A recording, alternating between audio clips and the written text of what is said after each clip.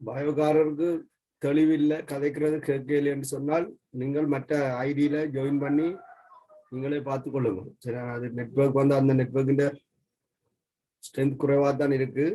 உங்களுக்கு ஏற்ற மாதிரி நீங்க மாறிக்கொள்ளுங்க.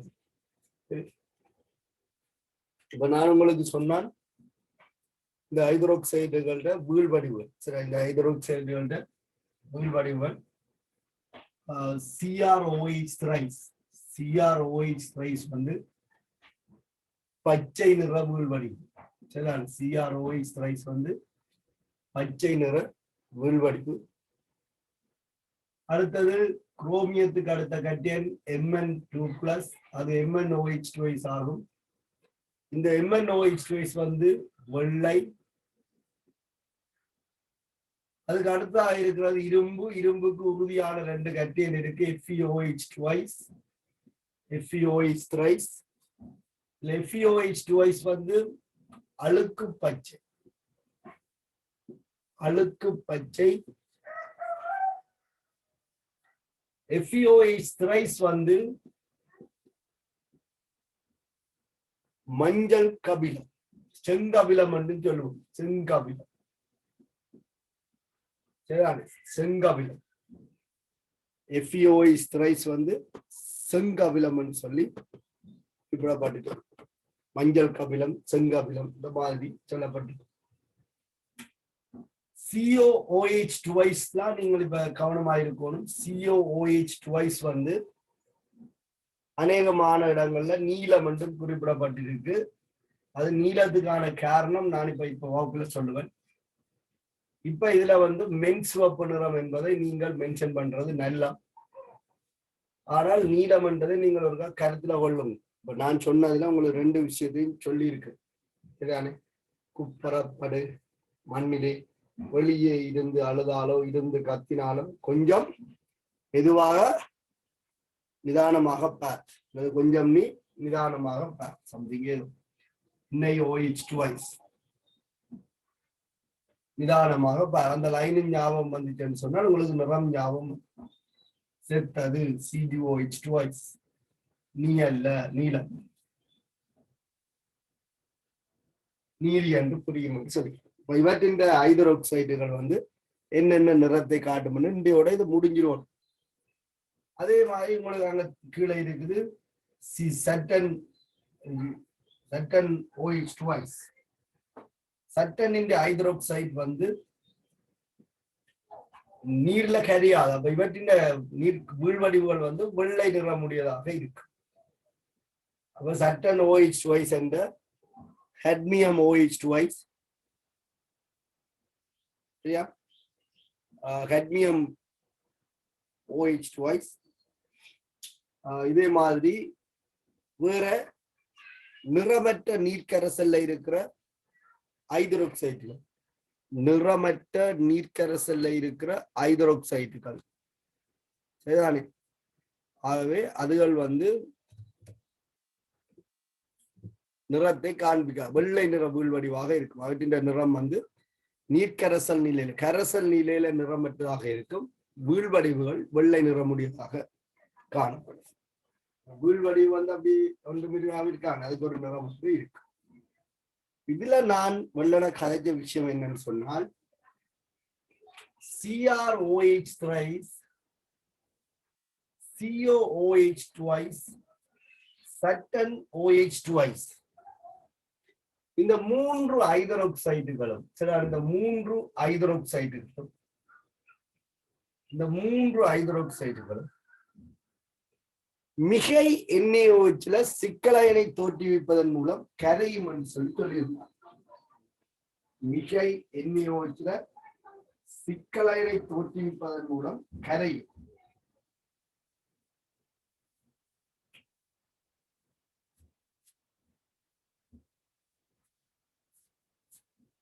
மிகை NaOH சிக்கலைனை தோற்றுவிப்பதன் மூலம் கரையும் என்று சொன்னார்.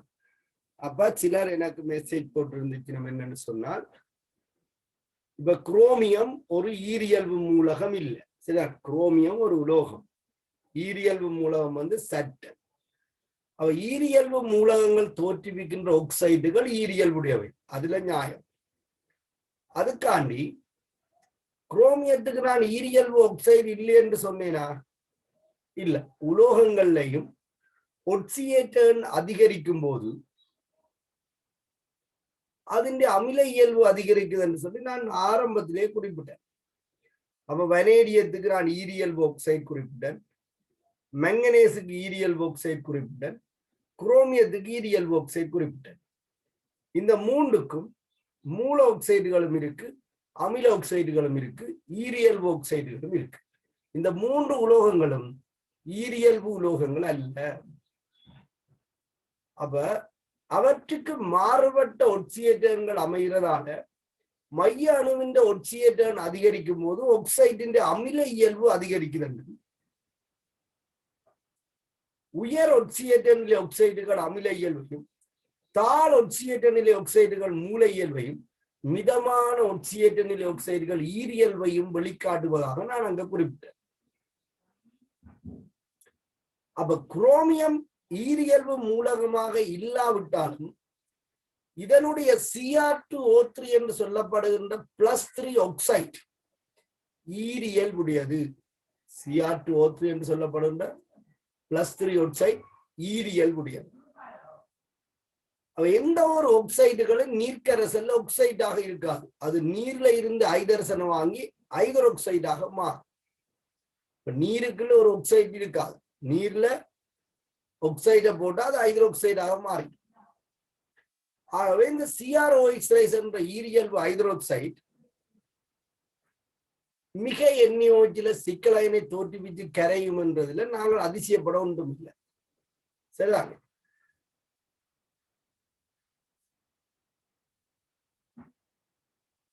நீங்கள் மற்ற ஐடியில மாறி பாருங்க, பயோஸ் வந்து மற்ற ஐடிக்கு மாறுங்க. இந்த ஐடியில கிளியர் இல்லைன்னு சொன்னா மற்ற ஐடிக்கு மாறுங்க. ரெண்டாவது ஐடியிலையும் கிளியர் இல்லை என்றால் செல்லுங்க. சரியா? ஓகே. என்றால் அப்ப நான் 2 நெட்வொர்க்ல வேலை செய்து கொண்டிருக்கேன். எந்த நெட்வொர்க் அன்றைக்கு ஓகே இருக்கோ அன்றைக்கு அந்த நெட்வொர்க்ல நாங்கள் ஓடிக்கொண்டிருப்போம். அப்ப எனக்கு இப்ப சொல்ல தெரியாது. ஒரு நாளைக்கு அந்த நெட்வொர்க் நல்லா இருக்கு, ஒரு நாளைக்கு இந்த நெட்வொர்க் நல்லா இருக்கு. இப்ப நீங்கள் கொஞ்சம் பேர் தான் நினைக்கிறீங்க. அப்ப நீங்க மற்ற நெட்வொர்க்ல மாறி பாருங்க. உங்களுக்கு ஃபேவரபிளான ஒரு சைட்டுக்கு வாங்க. 2 நெட்வொர்க்குமே பாவிக்க தேவையில்லை. எல்லாரும் ஒரு குறிப்பிட்ட அளவுக்காக நிக்கிறீங்க. சரி, அப்ப உங்களுக்கு ஃபேவரபிளான ஒரு சைட்டுக்கு வந்து பாருங்க.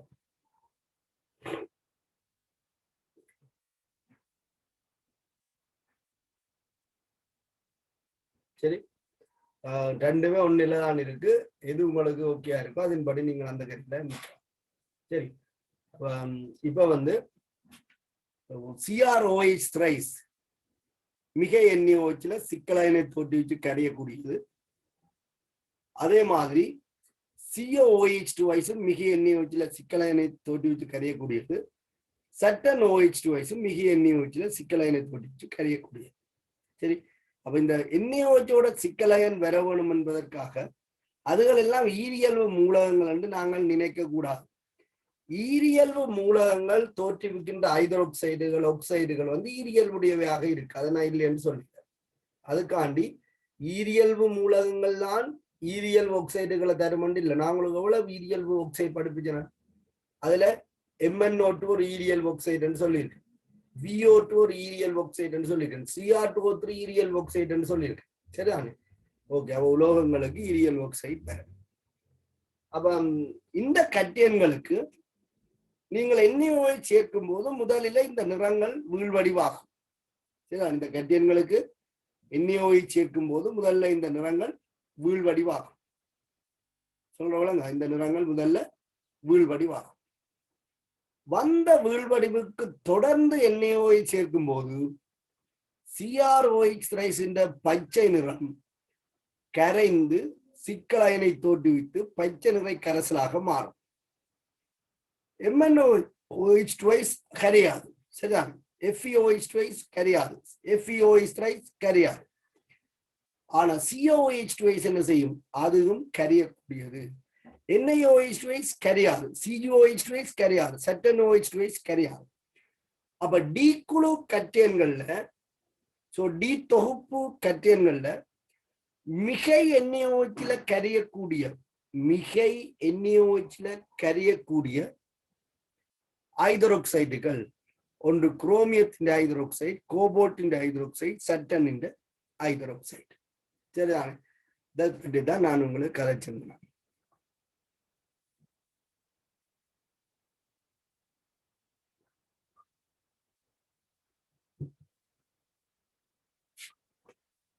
அதை நான் உங்களுக்கு படத்துல காட்டினேன்.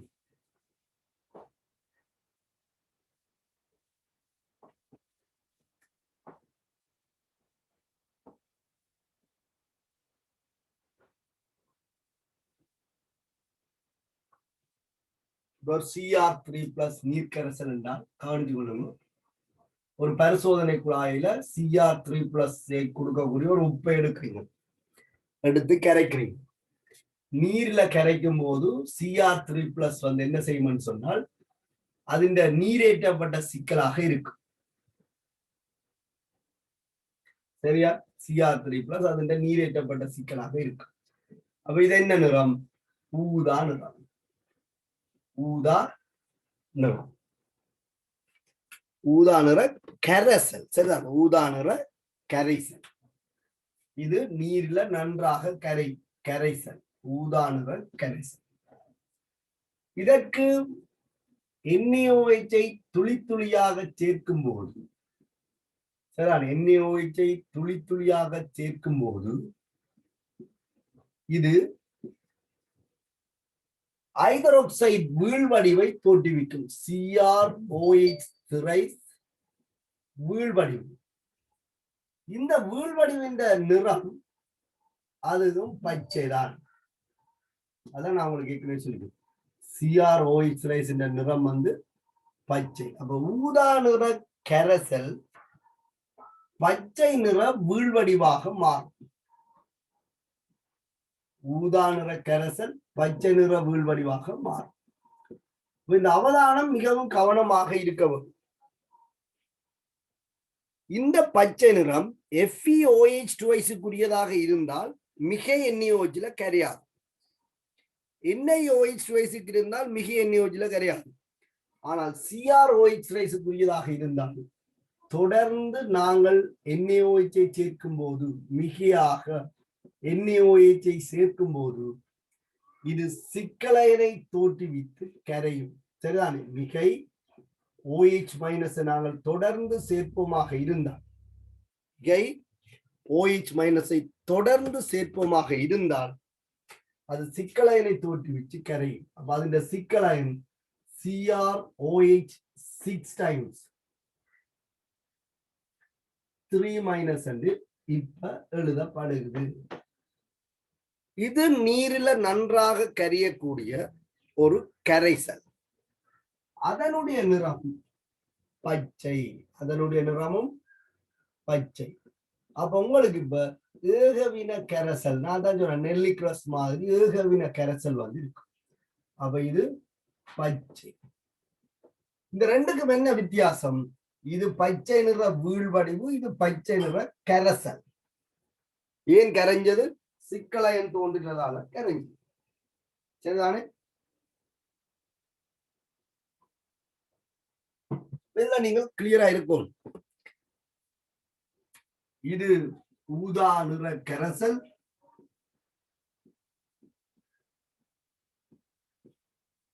இது பச்சை நிற வீழ்வடிவு, இது பச்சை நிற கரைசல். இப்படி மிக NaOH கரியக்கூடிய ஐதரோக்சைடு வீழ்வடிவுகள்ல குரோமியமும் ஒன்று.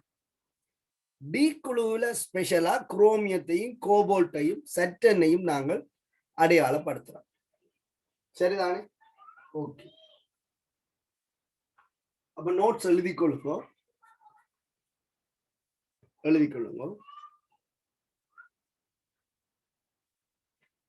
3D தொடரில் 3D தொடரில்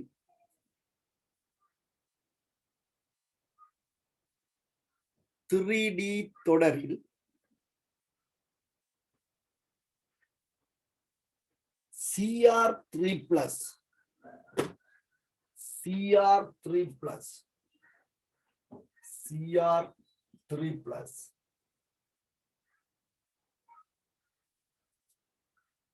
CO2 plus CO2 plus Cr3 plus CO2 plus Saturn 2 plus Saturn 2 plus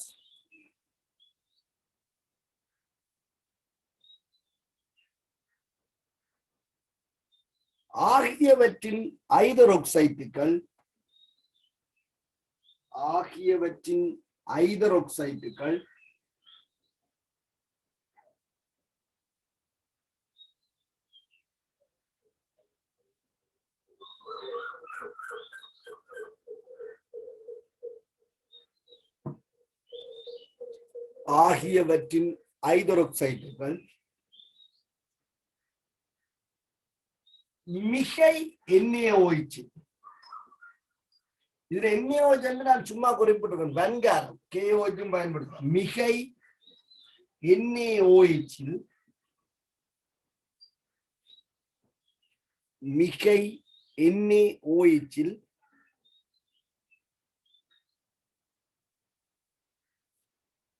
மிகை NaOH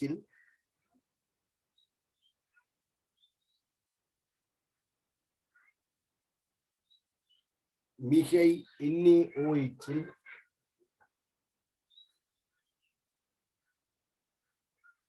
சிக்கல் அயன்களை தோற்றுவிப்பதன் மூலம்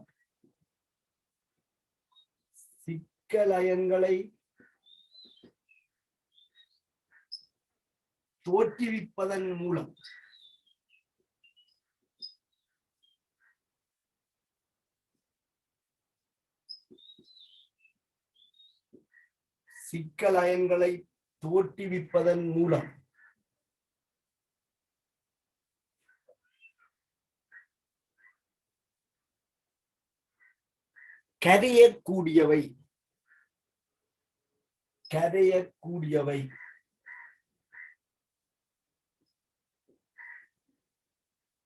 சிக்கல் அயன்களை தோற்றுவிப்பதன் மூலம் கரையக்கூடியவை.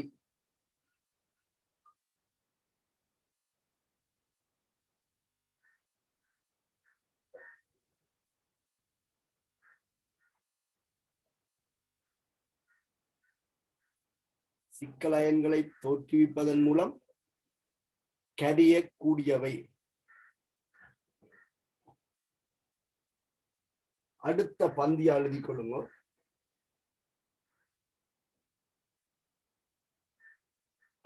ஏனைய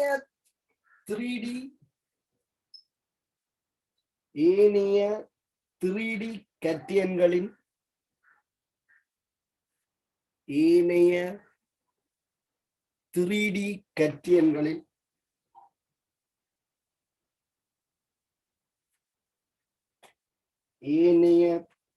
ஐதரோக்சைட் வீழ்வடிவுகள்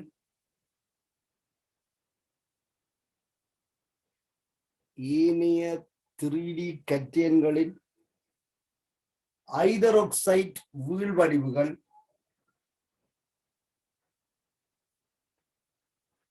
மிகை NaOH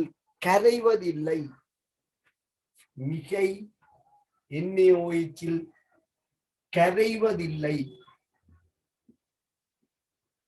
அப்ப இதெல்லாம் அயன்களை இனங்காண்பதற்கான சோதனைகள். இப்ப 3D தொடர்ல NaOH வீழ்வடிவ தந்து மிக NaOH கரையுது என்று சொன்னால் இந்த 3 கட்டியன்களை நாங்கள் சந்தேகப்பட வேண்டியவை. அவற்றின் நிறங்கள்ல இருந்தால் கண்டே பிடிச்சிடலாம் யார் என்று சொல்லி.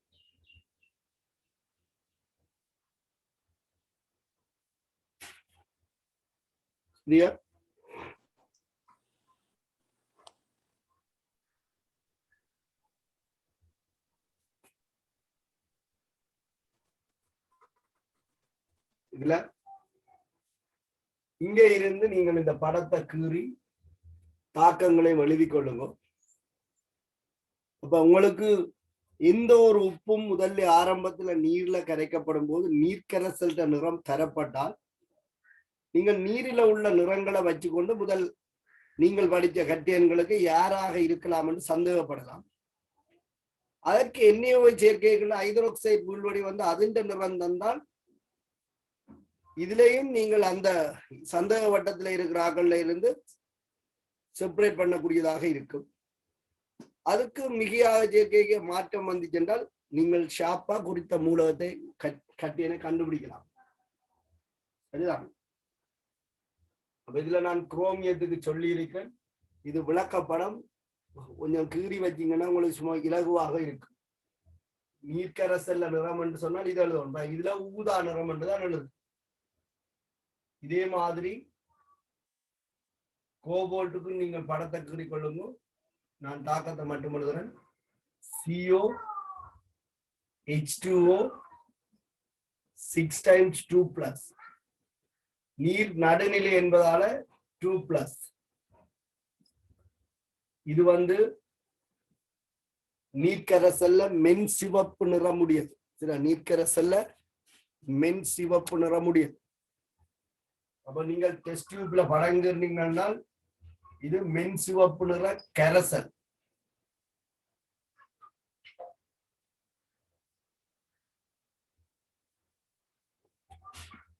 மென் சிவப்பு நிற கரைசல்.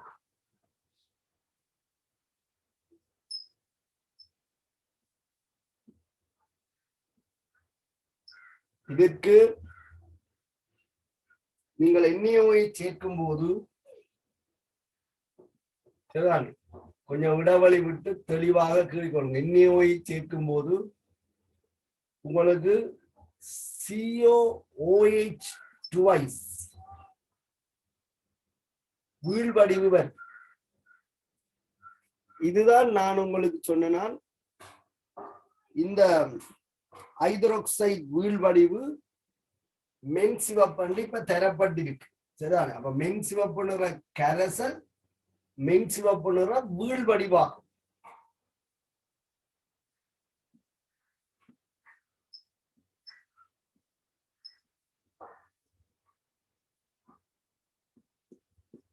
இதத்தான் சில இடங்கள்ல நீலமண்டம் குறிப்பிட்டிருக்கு. மென் சிவப்பு நிற வீழ்வடி. இந்த வீழ்வடிவுக்கு மிகையாக OH- சேர்த்தவன் சொன்னால் இது சிக்கலைனை தோற்றுவித்து கரையும். அந்த சிக்கலுக்கு 2 விதமாக சூத்திரம் கொடுக்கப்பட்டிருக்கு. அல்லது என்று சொல்லி சரிதான். ஒன்று COOH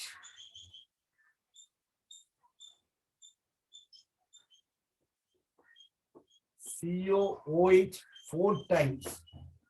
இப்ப இந்த சதுர பிராக்கெட் வலது பக்கம் மேல் மூலையில என்ன ஏற்றம் போடணும் மட்டும் விளங்கிக் கொள்ளுங்க. கோபால்ட்டுக்கு 2+ என்ற ஒட்சியேட்டர் இருக்கு. 4 OH-. ஆகவே இதுல 2- வரும். சரிதான். இதைத்தான் நீலமாக அடையாளப்படுத்துகிறார்கள். நீலம் நீலம் நிற கரைசல். நீங்க வாசிக்க நீல நிற கரைசல் என்று வாசிங்க. நீல மண்டலிக்க நீல நிற கரைசல். இதற்கு இன்னொரு மூலக்கூட்டு சூத்திரம் கொடுக்கப்பட்டிருக்கு. என்னன்னு சொன்னால் CO 5 நீர் 1 OH-.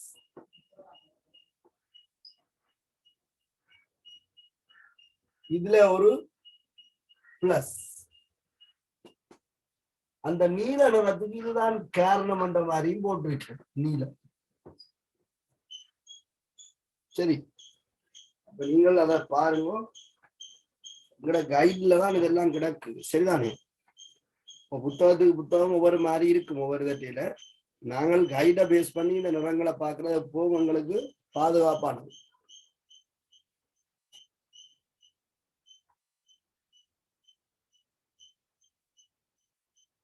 இதே ஒத்ததான் சட்டன். சரிதானே. அப்ப சட்டன் 2+ நீர்க்கரசலுக்கும்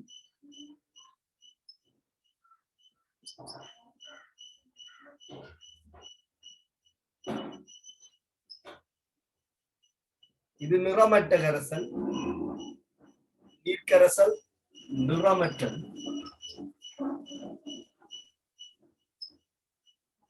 நிறமற்ற கரைசல். இதற்கு நாங்கள் OH- துளி துளியாக சேர்த்தால் முதல்ல சட்டன் OH2 வீழ்வடிவாகும். இது வெள்ளை நிற வீழ்வடி. வெள்ளை நிற வீழ்வடி. ஹைட்ரோக்சைடுகள் நீர்ல கரையாது, டீக்ளூயிண்ட் ஹைட்ரோக்சைடு.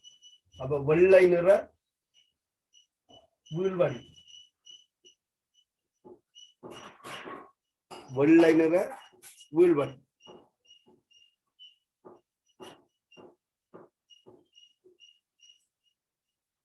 இதற்கு தொடர்ந்து நாங்கள் மிக NaOH சேர்த்தால்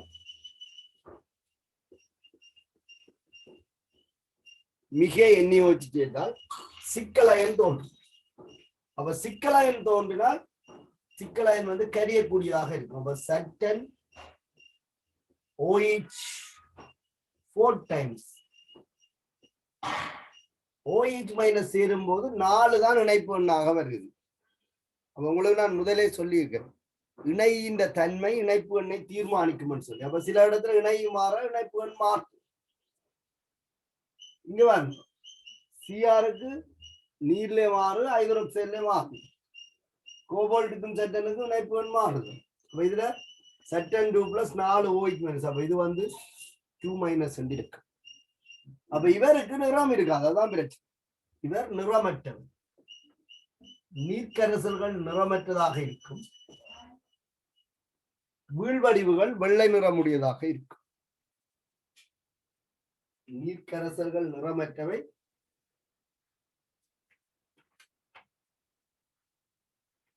நீர்க்கரைசல்கள் நிறமற்றவை, வீழ்வடிவுகள் வெள்ளை நிறமுடையதாக இருக்கும்.